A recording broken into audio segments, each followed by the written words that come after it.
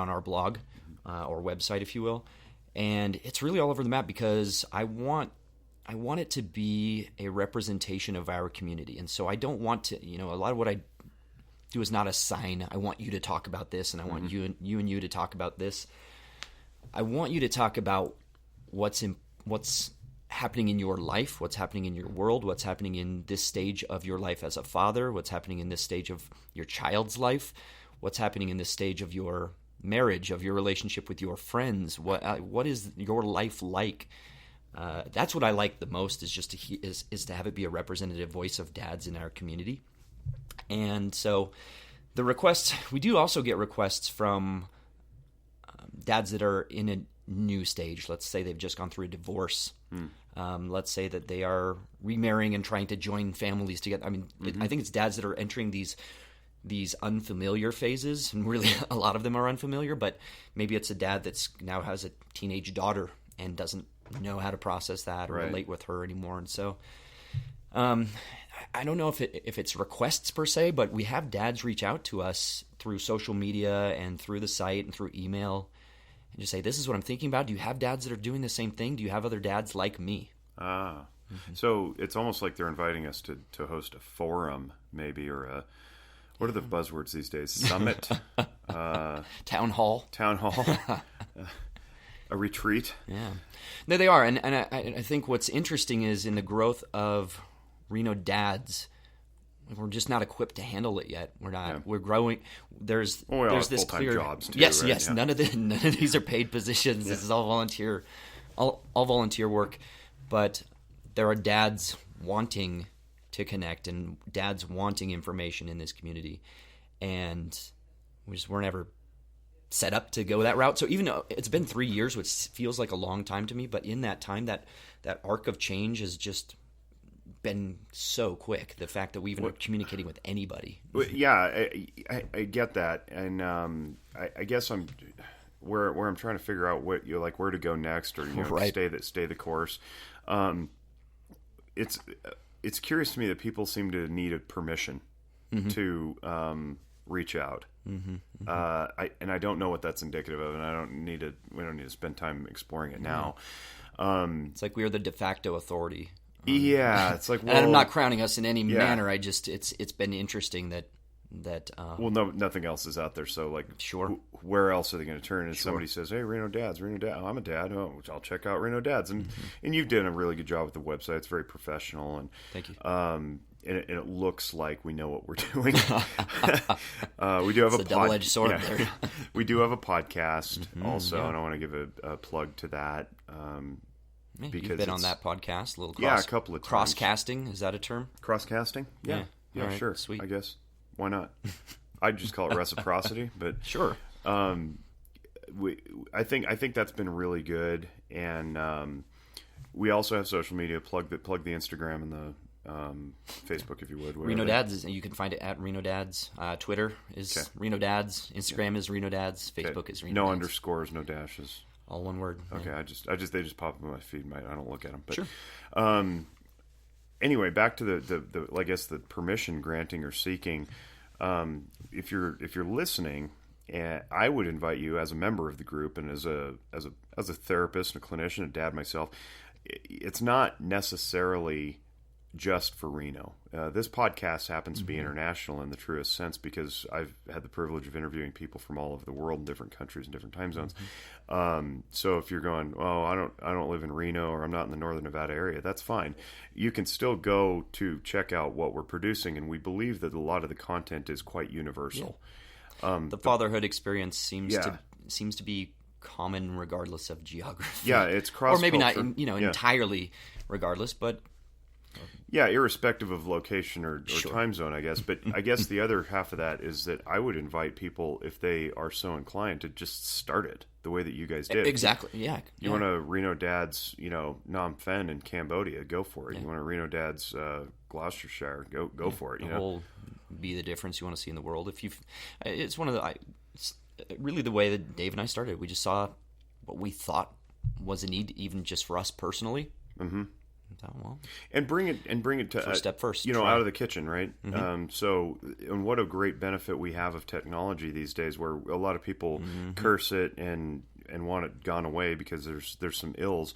The benefits are that we can take it out of the kitchen and without very much effort. I mean, these stories we'd be sharing anyway. It takes very little extra just to jot your thoughts down on paper in a somewhat orderly fashion and share it with literally the whole world. And then maybe you are making Earth better by simply dissolving that ego and sharing yourself and bearing your soul and becoming vulnerable. I think that really does have a ripple effect that can't be measured. Yeah. Talk a little bit about where you would like to see this go. Talk practical and then talk magic wand stuff. Yeah, the next phase here is, and we've already dipped our toe into this pool, is into events. And so we've had a few events in which we taught dads how to style their daughter's hair. And again, this is another Those sort are so great. I loved them, and we've had hundreds attend those. And it's a really touching moment to watch dads have. It's an intimate shared experience with their daughters. It's something that dads don't know about. We didn't have to style our own hair as kids, or we didn't have that experience with our father or our mom of them braiding our hair typically. Or I didn't have really long hair. Braided my cousin's hair. Did you? Yeah. You had to learn somehow. Yeah, my brother and I braided our cousin's hair. It was great. So then, poorly. Essentially, we just identified where there was a point where maybe there was a place that dads could be connecting with their child, daughters in this case, and weren't because of intimidation or some factor. And so we partnered up with Paul Mitchell, the school, and they led, because again, I don't know, I only have sons, so I still don't know how to do a fishtail braid or whatever they're called. And so fish scale, it shimmers in the sun. That must be what it is.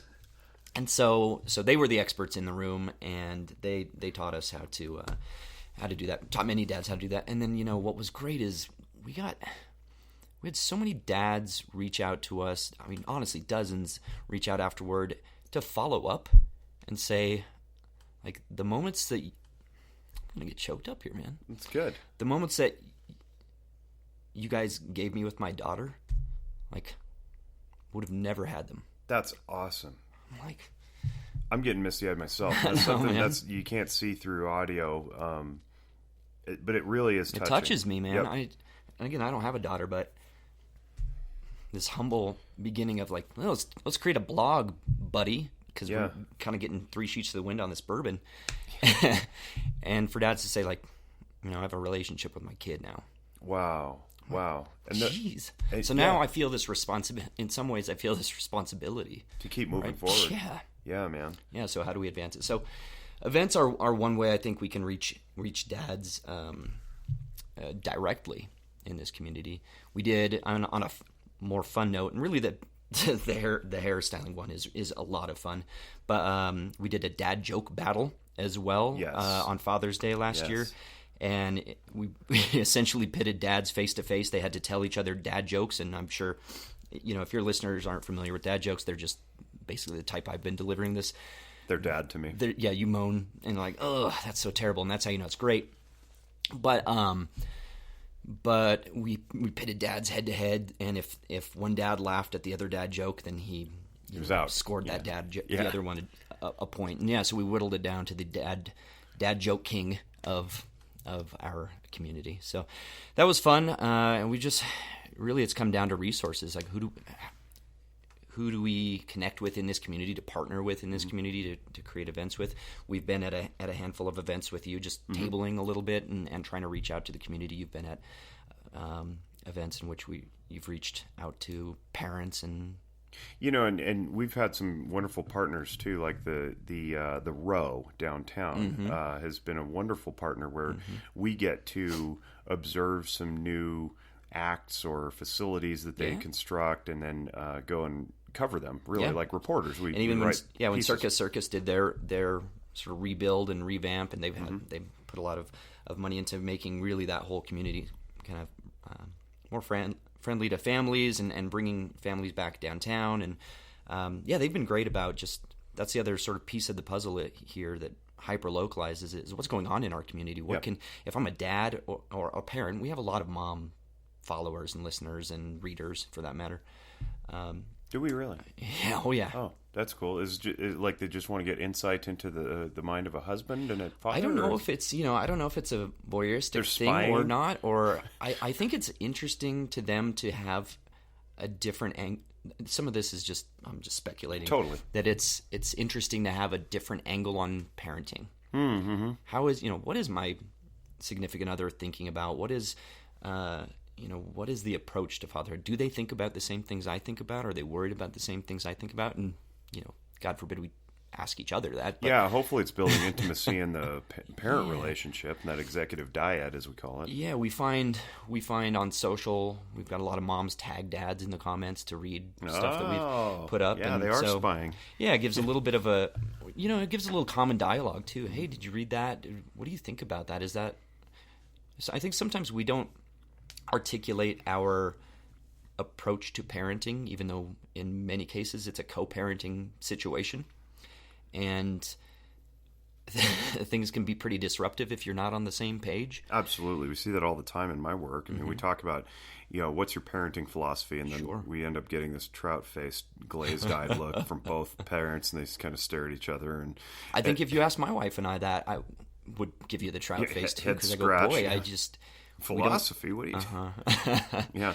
Yeah, but I think it gives people an opportunity to at least start the conversation with each other with, right. Again, dad to dad or spouse to spouse or whatever it may be, or whoever I was in that parenting environment and getting on this. Inevitably, you're going to be on different pages about stuff. You just are. Getting back to the partners, list off some, because if somebody's listening in, say, New Hampshire, and they don't have, say, downtown casinos like you just referenced, what else have we done that people could find fairly easily that isn't a heavy lift? Because I think when you look at you go on Reno Dad's website, we've got tons and tons of content by now. We're 3 years in. I mean, we've had a couple dozen authors float through among the crowd that's been here. Yeah. It can be very overwhelming and intimidating for somebody who wants to start.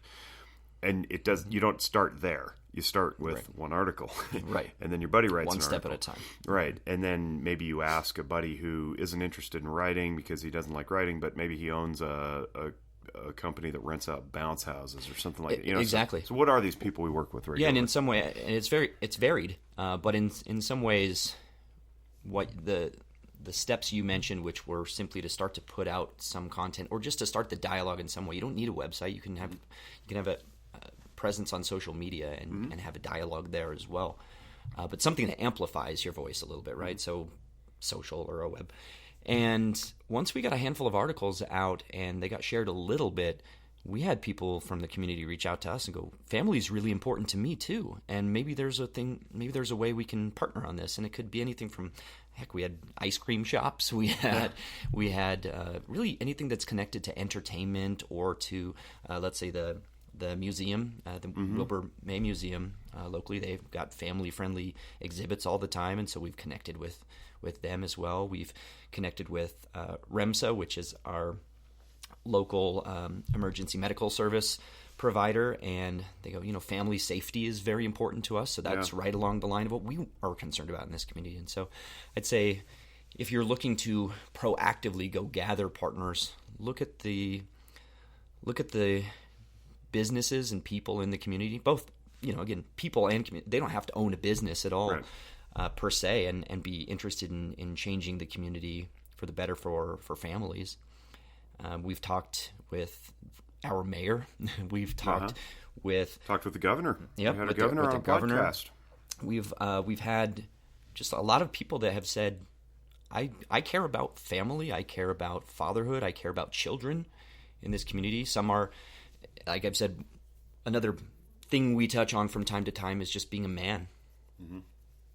Just what's it like? That's still part of your identity. That's still part of your journey as you mature as being a man. And so we partner up with people that want to explore that whole side of fatherhood too. If the listening audience is paying attention, you'll notice that we're pretty agnostic about direction. We don't take sides in politics. We're not advocating for a certain type of manhood or fatherhood or what a family should look like. We just, I think if there's one common theme, it's know yourself and be intentional about how you spend time with your kids.